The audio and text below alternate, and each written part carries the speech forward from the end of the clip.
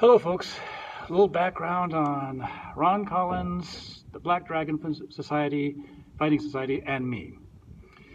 I've got to say it's rather weird to wake up one morning, check your Instagram account, and find that the number of followers you have has gone up by the hundreds. There's a video of of me that has over 100,000 views, close on 140,000 views right now. And there are people praising me and saying that, someone even say, we don't deserve you. It's like, me? Really? It's weird. Not bad, but weird. Going through the comment section of the video, of course, there was a few people that said, what's the background? What's going on? And of course, ever since McDojo Life put it up, I'm sure some people hadn't even heard of the Black Dragon Fighting Society. They certainly didn't know who Ron Collins was or his relationship to me. And okay, so I'm putting this together to kind of explain everything that led up and some of the aftermath of that video. So, who is Ron Collins?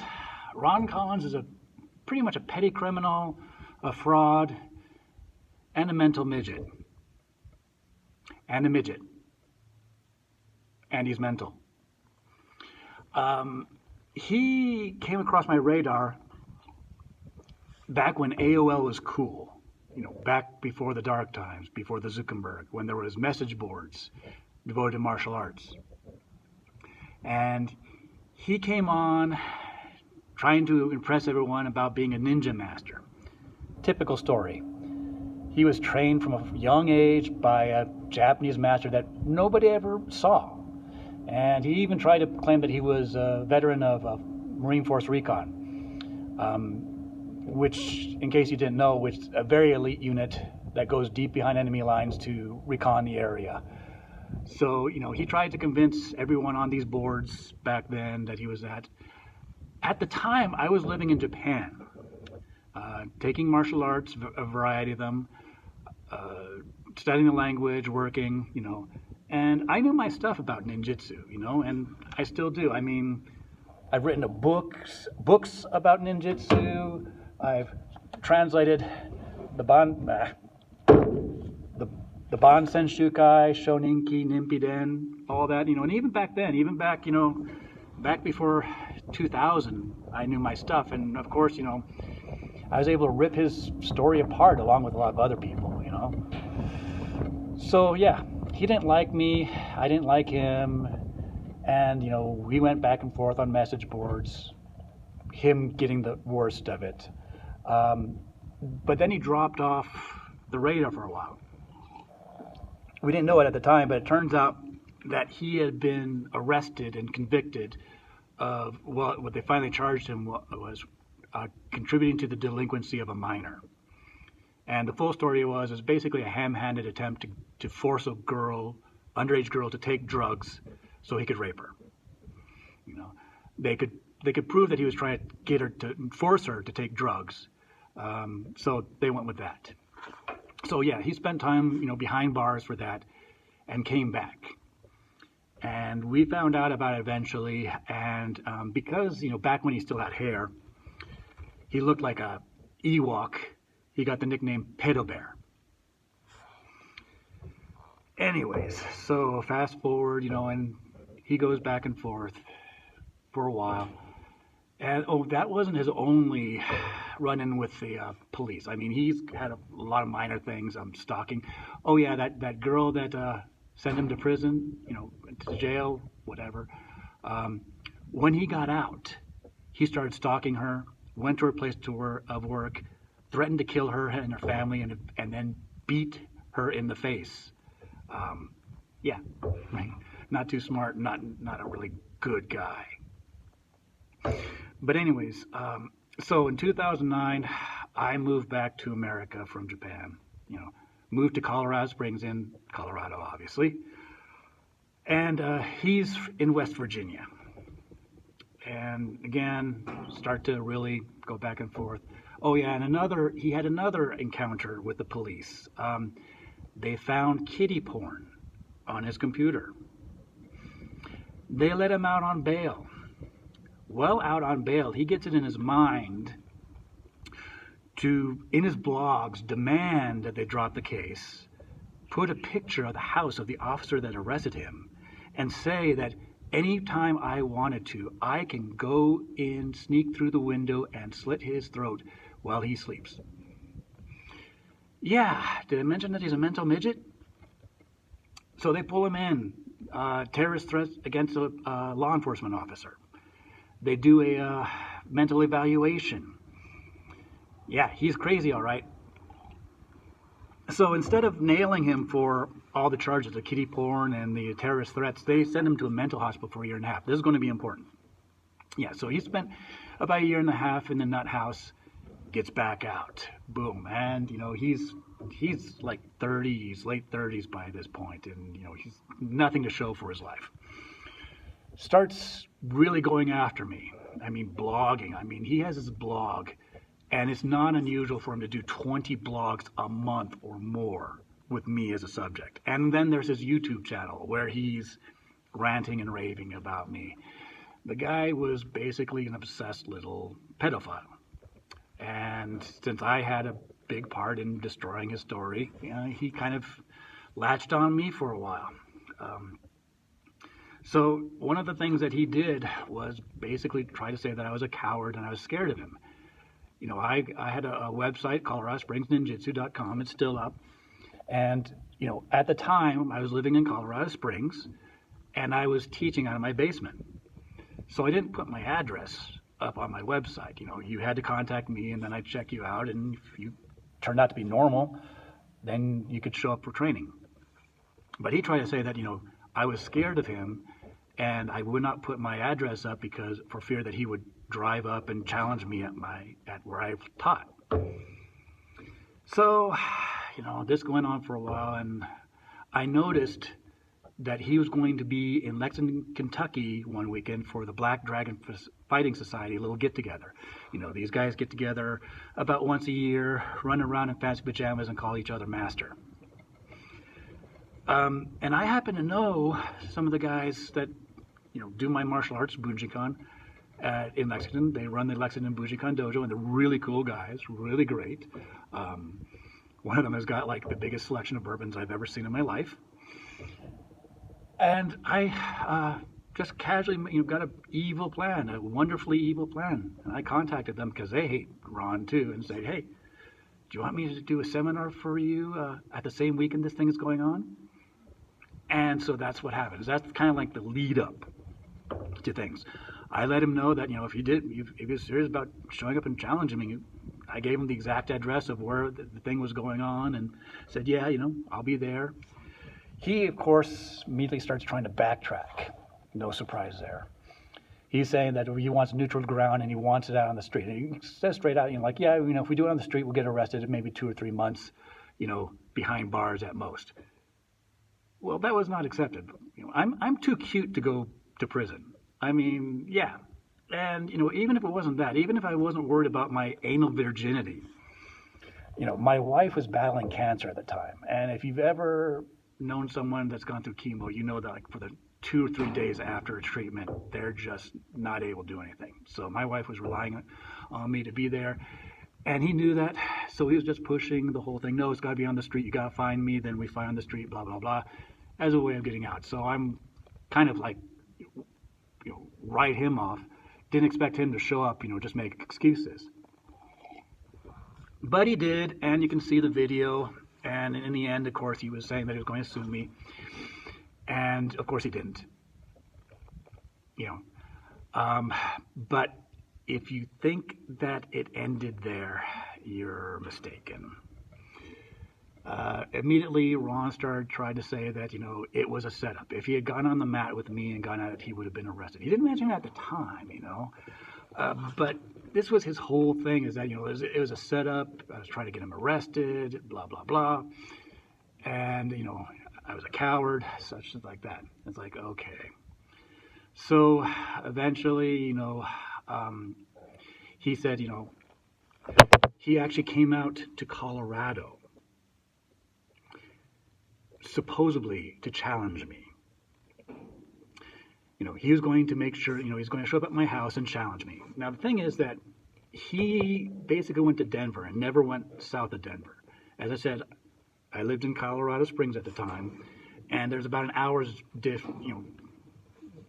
distance between the two of them. So he never came within an hour's drive of me. But he was up there, and he joined a message board, devoted to mixed martial arts. And, he was posting things about how he wanted to fight me, and he wanted a neutral place and it had to be on the street. And he would put up videos like, I'm here, I'm going to be on the street corner for the next hour. If Don wants to, stop being a coward and face me, things like that. But he was also writing things like, yeah, I know where Don lives. I could show up anytime I want and burn down his house with his family inside of it. Yeah. Of course I went to the police with that. That's what you're supposed to do. I'm just going to tell you right now, the police didn't do shit, okay? I found out where he was staying, and, I called the officer that took the report and said, hey, I know where it is, call me back, and they didn't call me back. If anything like that happens again, I'm just going to, find some other way to deal with the situation, maybe. It's, oh, yeah, breaking the law? It might be breaking the law. I wouldn't be doing anything. I would just be letting friends know, and hope they don't tell me what they do. But, anyways, so this goes on for a while. So long that Ron destroys his car, has to junk it, and runs out of money and starting to live on the street. Finally, someone on the message board that he's posting on finds someone in the Denver area that has a gym that agrees to have a fight between us. And I'm, okay, great, I'm there. Ron leaves the night before the fight's supposed to happen, supposedly to take care of his mother.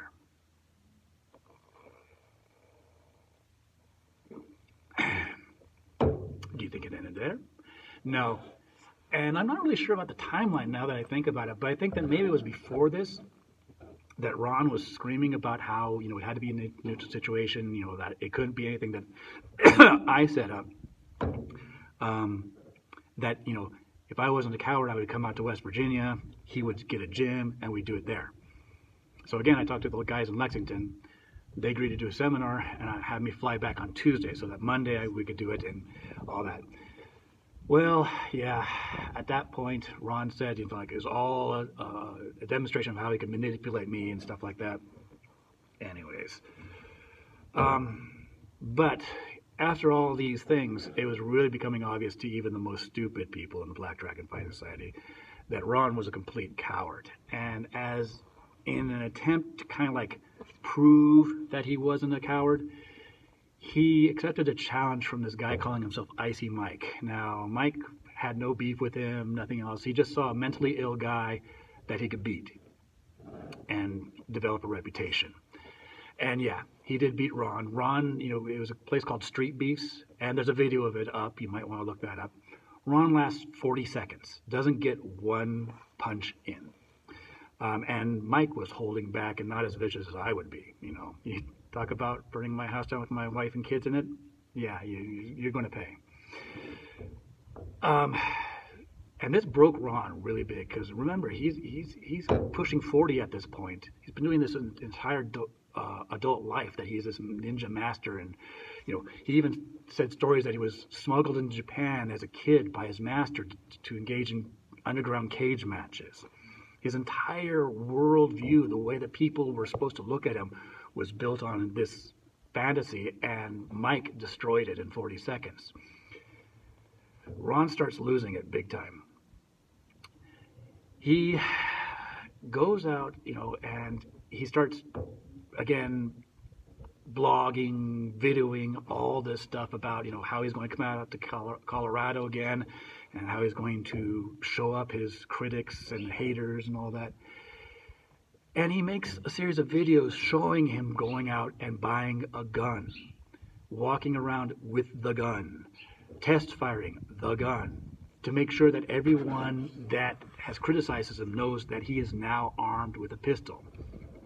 Now, if you remember, he got sent to the nut house. And in America, you can't buy a firearm if you are involuntarily committed to a mental institution.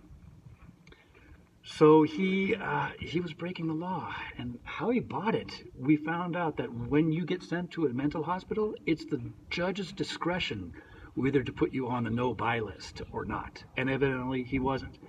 But there is a question on the form: have you ever been, basically committed against your will? And he lied on it. Now, when he was doing this and working himself up to maybe shooting up a school or coming out and trying to kill me, there's a group on Facebook called Bullshit Martial Arts. We take down egotistical incompetence, frauds, and we especially like to take down people in the martial arts that prey on children. But they get wind of this, of course, we're talking about it, and every time he posts a video, which he usually puts up like 2 o'clock in the morning his time, by the time I wake up in Colorado, all these videos and stuff of him with a pistol have been reported by people on the East Coast. And they gave everything. They put together everything, gave it, found out who to give it to, gave it to them. They had the entire case against Ron on a silver platter. The only thing that the prosecutors had to do was go out and get a subpoena for the form that he, filled out at the gun store. They knew exactly what gun store because he says on the videos. They had a GoFundMe thing that he set up where he's talking about how he was in a mental hospital. So he didn't forget because of some mental issue. He knew he was in a mental hospital. And he had videos of him talking about buying the gun and all that. It was basically like less than a half hour, I think, for the jury to convict him of federal firearm charges. So right now he is sitting in federal prison. Can't remember exactly. I think it's in Ohio. And he's not set to get out until summer of 2022. And that's the background. I mean, he's gone for now, but everyone's saying that he's come back. He's going to talk about how he's did cage matches behind bars. He's 40 and he's in his 40s now. He has had no accomplishments for his life. He's been publicly humiliated, and he just won't learn. And it's kind of sad, but I mean, it's hard to have sympathy for somebody that did what he did, said what he said, made the threats he did against my family. So that's the story, and I hope it kind of fills things in. Kind of a long story, but I'm going on close to 18 minutes here. Sorry, guys, but wanted to fill you in with everything. And I really appreciate the comments that you guys have made, but really, I'm not that special. I mean, to say that I was better than anyone in the Black Dragon Fighting Society is not bragging, okay? And I just stood up for what I felt I had to stand up for. And I hope that you guys enjoy anything I put out in the future. Take care.